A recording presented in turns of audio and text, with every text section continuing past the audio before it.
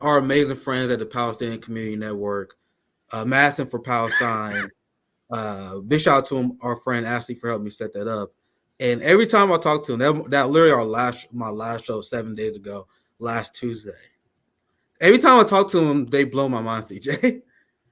They're the reason why I actually stopped calling Israel an apartheid state, because they're like, calling it an apartheid state legitimizes it more than it deserves. You need to call it a genocidal terrorist state, so I adjusted my language. They tell, like, the same way I give insight to our white allies and other allies, and and people who are good faith, they change their mind. They're like, well, I never thought about it this way before. Not because they're bad faith, because they never thought about it like that before.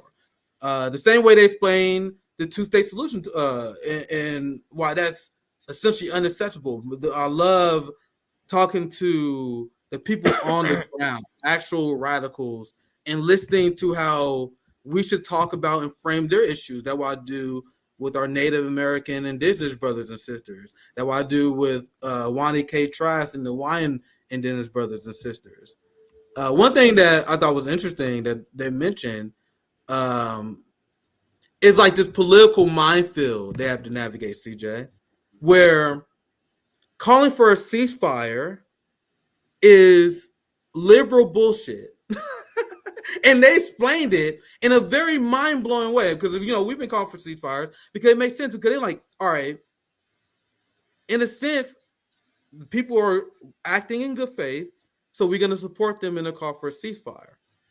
But if you're anti-colonial, if you're anti-imperialist, why are you calling for a ceasefire when you have violent genocidal Zionists still on occupied land committing war crimes? So what happens is, because of electoral politics, we water down the correct ask. So the reason why Palestinian groups, remember, there's not a consensus, like the same way that Black resistance is not a monolith, Black left is not a monolith, right. Palestinian resistance is not a monolith. So a lot of them going for a ceasefire, and ceasefire is not inherently bad, right? But what the more radical people are saying, like, no, we need to fight for our land. We need to take this time to gather political support, legitimize our struggle, celebrate our wins, celebrate the wins we are getting. You know, we realize there are thousands of Palestinian prisoners. There are people that was in prison since they was 4 or 5 years old, who are teenagers, who got released because of Hamas. So instead of just calling for a ceasefire, we need to call for the liberation of Palestinian people.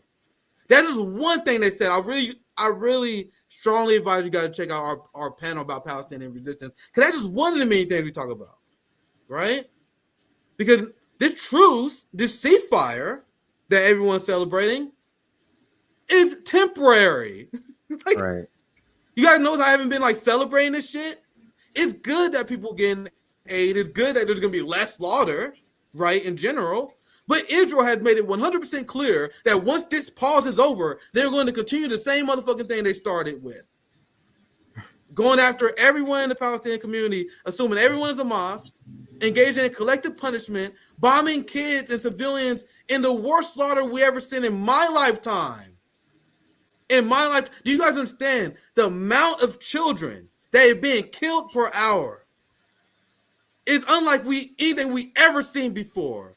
I think we just talk about the Ukraine war. You know how people talk about the Ukraine war, the Ukrainian children, all that shit. More Gazan children have died in 5 weeks than all the war zones, including Ukraine, combined last year. Wrap your mind behind that. More children have died in this genocide by the Israeli government than all children in all war zones combined last year.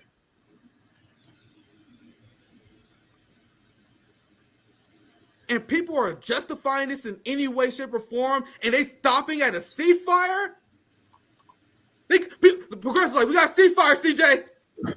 Yeah, and they think they 3 days, nigga. We did it. We are the champions. We did it. That's exactly how they act. Yeah. For 3 days. You guys understand why I haven't been celebrating this shit?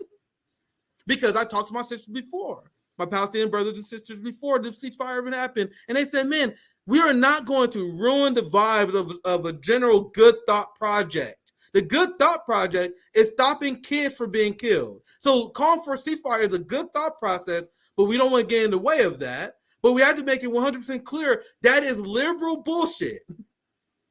And let me give an analogy.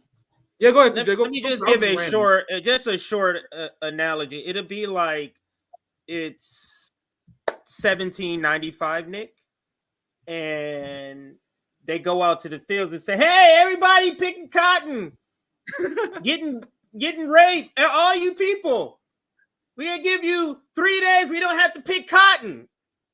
Then you coming back, okay?" Oh shit! That's what this is. Oh man! Does that eliminate them being enslaved because they got 3 days off from picking cotton? It doesn't. So it's that's how I look at a ceasefire or a humanitarian pause. Whatever you want to call it, is like that doesn't end. Because when it was supposed, you know how they always refer, it was a ceasefire on October 6th, was it? Because I recall 2022 being the deadliest year for Palestinians in a while. Yes.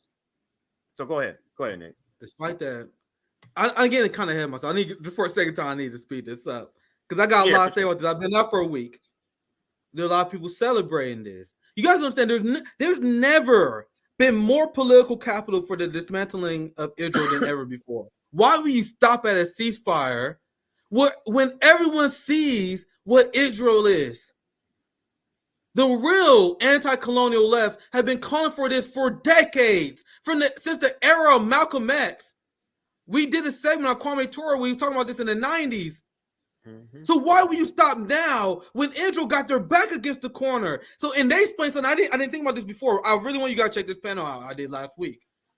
They understand the fact that Israel was forced to negotiate and get the hostage exchange shows that they got their back against the wall. This is what Hamas and Palestinian resistance fighters wanted.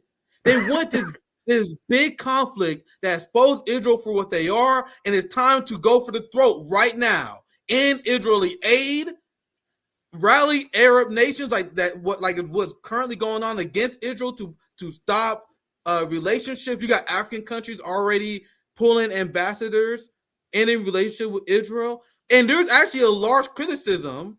I've seen quite a few prominent Arab anti-war commentators talking about how a lot of Arab countries are not doing enough. And there's a lot of pressure politically to make them do more. And I found out through this, Nick, that Turkey and Jordan are kind of like the Carlton Bank. Yes. They got a lot of those.